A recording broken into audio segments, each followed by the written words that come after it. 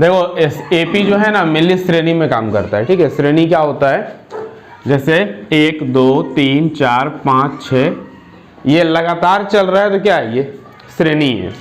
लगातार चलेगा तो श्रेणी है। श्रेणी क्या होता है, डिफरेंस बताएगा। क्या डिफरेंस है, जैसे 1 2 3 4 5 दिख रहा है तो 1 के बाद क्या आया 2, कितना बढ़ा, कितना ज्यादा बढ़ा 1 बढ़ा। 2 के बाद कितना आया 3, फिर कितना बढ़ा, तो सब में हम देख रहे हैं, ध्यान से देखेंगे तो सब में कितना बढ़ रहा है 1, तो ये श्रेणी है। आया समझ में।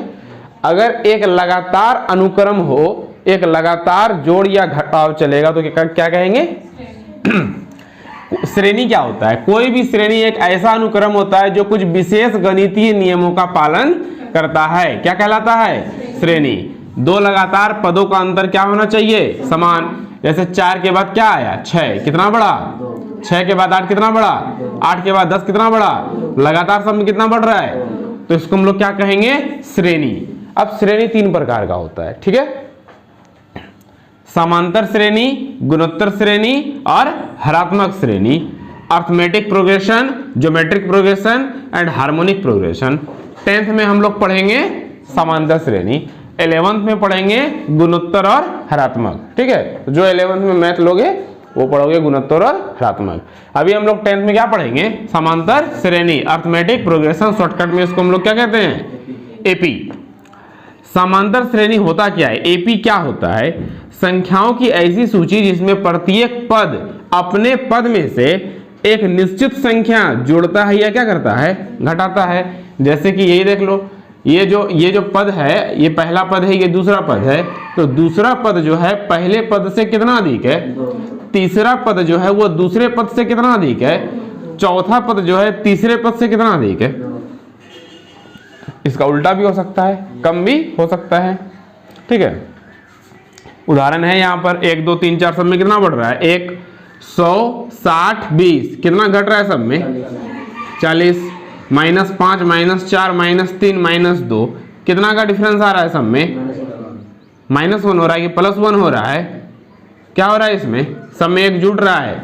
-5 में 1 जोड़ेंगे तो क्या बचेगा -4, -4 में 1 जोड़ेंगे तो क्या बचेगा -3, माइनस प्लस माइनस 5 में 1 गया 4, 5 बढ़ा है तो चिन्ह किसका, प्रथम पद।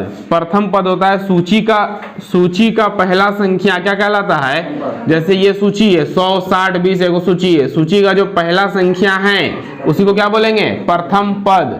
प्रथम पद को कहेंगे अंग्रेजी में फर्स्ट टर्म। क्या कहेंगे, फर्स्ट, यानी कि पद को कहेंगे टर्म, समझ गए ना, जिसको कि एन से डिनोट करते हैं, एन पद को कहेंगे एन, प्रथम पद को ए, अंतिम पद को ए एन। अभी लिखेंगे फॉर्मूला। अब प्रथम पद को कहेंगे A1, प्रथम पद को क्या कहेंगे, और कहेंगे सिर्फ पद तब क्या कहेंगे, एन। कहेंगे प्रथम पद, द्वितीय पद तो A2, तृतीय पद A3, प्रथम पद A1, ठीक है। सूचित किया जाता है, सार्वंतर होता है, 2 पदों के समान अंतर को क्या कहते हैं, सार्वंतर। इसे किससे सूचित करते हैं, डी से।